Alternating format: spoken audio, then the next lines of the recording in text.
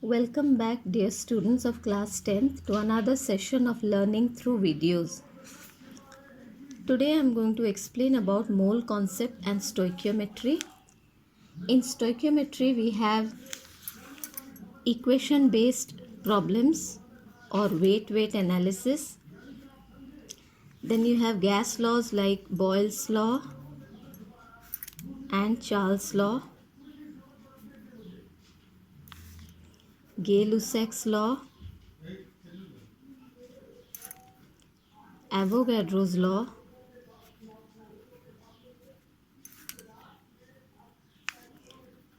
and mole concept,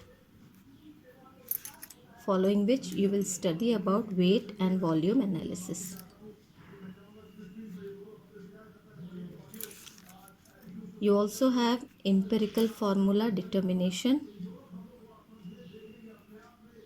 about which we've already studied in 9. So we have studied empirical formula, Boyle's law, Charles' law, and weight analysis.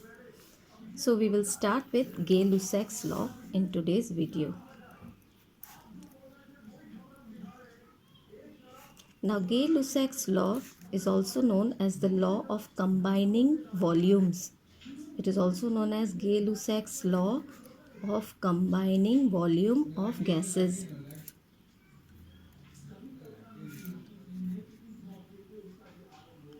Before giving the statement of this law, let me just revise the various properties of gases.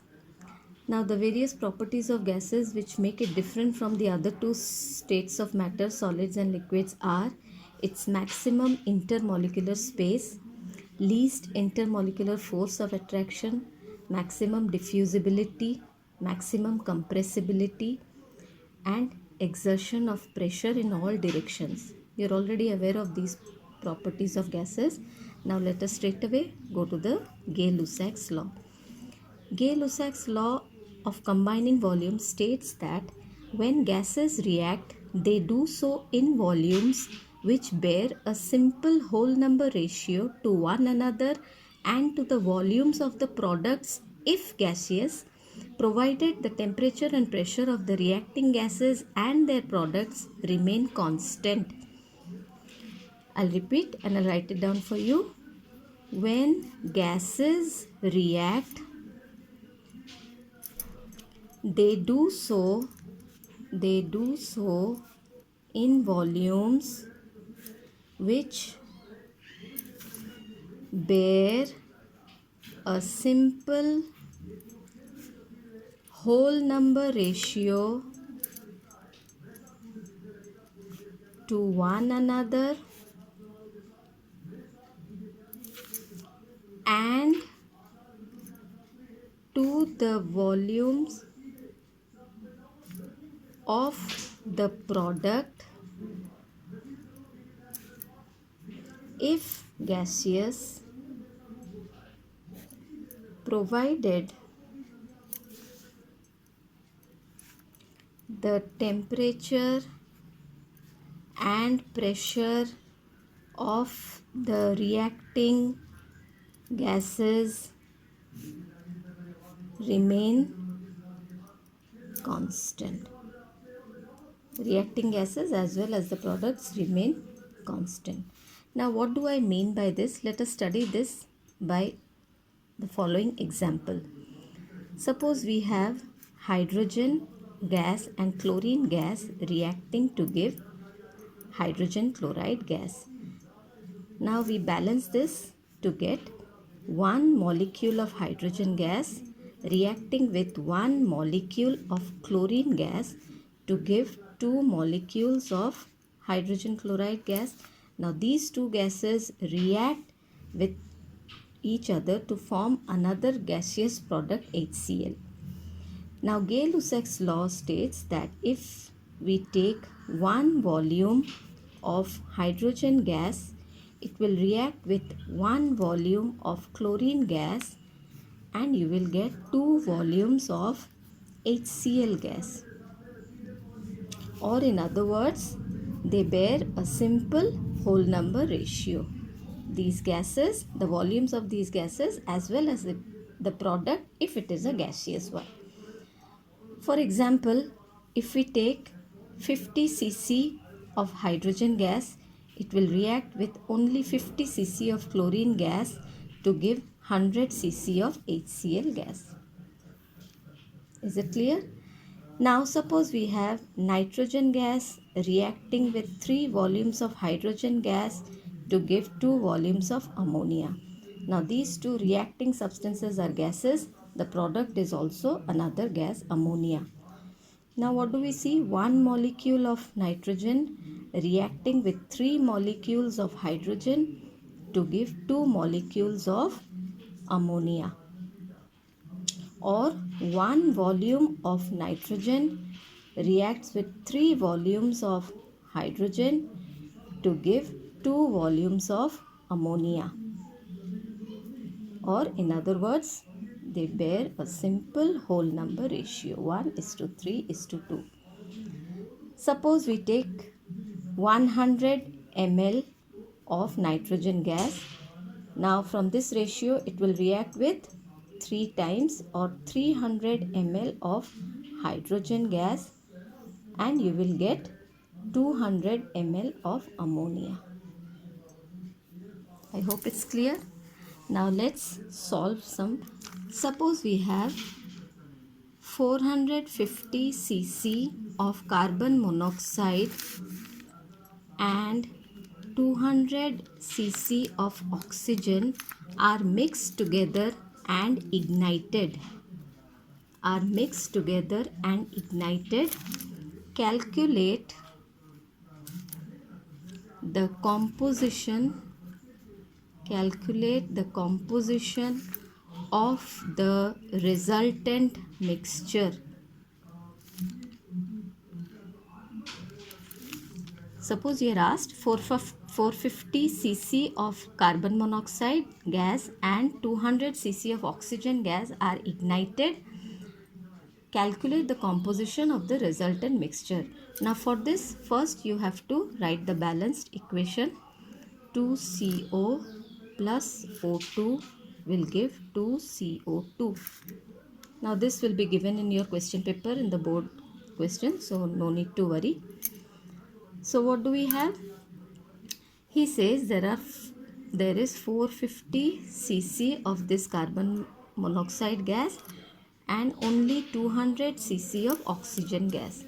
Now we know 2 volumes of carbon monoxide reacts with 1 volume of oxygen to give 2 volumes of carbon dioxide. So 1 volume of oxygen corresponds to 200 ml. Therefore, this 200 ml of oxygen will react with 2 volumes of carbon monoxide. So that is equal to 2 into 200, that is 400 ml of carbon monoxide. And the product is 2 volumes of carbon dioxide, which is also equal to 400 ml of carbon dioxide. Now the question is, calculate the composition of the resultant mixture. Now after the reaction is completed, you will have 400 ml of the product CO2. No oxygen will be left because 200 ml of oxygen is used up. Now there will be 450 minus 400 ml of CO which has been used, that is equal to 50 ml of unused carbon monoxide gas. So this is the answer, 400 ml of CO2 and 50 ml of unused carbon monoxide gas. Is it clear? Now let's solve another example. Suppose the question is 1 volume of nitrogen combines with 1 volume of oxygen. 1 volume of nitrogen combines with 1 volume of oxygen to form 2 volumes of nitric oxide. Calculate the amount of each reactant required to produce 250 ml of nitric oxide. Now we have to find out the volume of each of the reactants, that is nitrogen and oxygen required. So by Gay-Lussac's law, you know the volumes, they bear a simple whole number ratio. So 2 volumes corresponds to 250 ml. 2 volumes of NO corresponds to 250 ml of NO. Therefore, 1 volume will be equal to 125 ml, that is 250 by 2. So you require 1 volume of nitrogen. So volume of nitrogen required is 125 ml. Volume of oxygen required is also 1, that is equal to 125 ml. This is the answer. Clear? Now let us solve the third example, which had come in 2020 board this year, ICSE.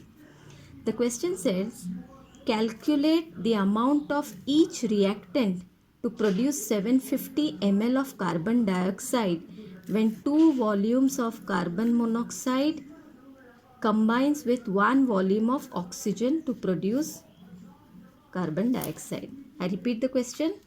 Calculate the amount of each reactant to produce 750 ml of carbon dioxide when 2 volumes of carbon monoxide combine with 1 volume of oxygen to produce 2 volumes of carbon dioxide.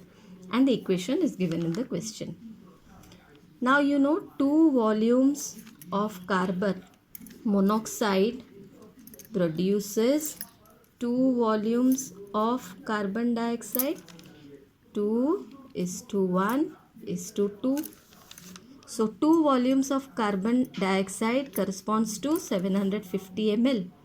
So 2 volumes of carbon monoxide required is equal to or it corresponds to 750 ml of CO.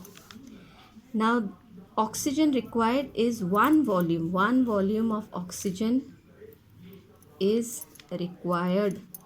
So that corresponds to 750 by 2, that's equal to 375 ml of oxygen. So the answer will be 750 ml of CO and 375 ml of O2. This is the answer. Clear? Now we'll do one last example and then we will stop, and in my next video we will study Avogadro's number. Suppose 3000 cc of oxygen was burnt with 600 cc of ethane. Calculate the volume of unused oxygen. Okay, so we have the equation for combustion of ethane, complete combustion of ethane. 2C2H6 plus 7O2 gives 4CO2 plus 6H2O. Now any hydrocarbon on combustion gives carbon dioxide and water as the products. So the ratio by Gay-Lussac's law, you have 2 volumes reacting with 7 volumes to give 4:6. Now if this water is at a temperature more than 100 degrees Celsius, then this exists as steam. So this is also a gaseous product. This also may be asked. Now since here it's not mentioned that the temperature is above 100 degree, so water is a liquid, so we can ignore the liquid state. We are only concerned with gases. Now according to Gay-Lussac's law, 2 volumes of ethane combines with 7 volumes of oxygen to give 4 volumes of carbon dioxide and of course 6 volumes of water. Now we have 3000 cc of oxygen present in this, but only 600 cc of ethane. So 2 volumes corresponds to 2 volumes corresponds to 600 cc. Therefore 1 volume will be equal to 300 cc. Now we have found out 1 volume. Now we can multiply with 2 and 7 and 4 to find out the required volumes. Now ethane, it is 2 into 300 reacting with 7 into 300, that is oxygen, to give 4 volumes of carbon dioxide, that is 4 into 300. So you get 600 cc of ethane, which requires 2100 cc of oxygen to give 1200 cc of carbon dioxide. Now the question is, calculate the volume of unused oxygen. Now we had 3000 cc of oxygen initially, and from that 3000 cc 2100 has been used.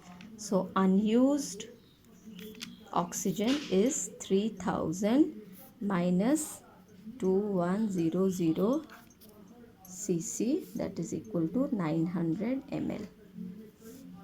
I hope it's clear now. So there are some problems given in your book. Please solve them, and in case of any doubt, please ask me. Thank you.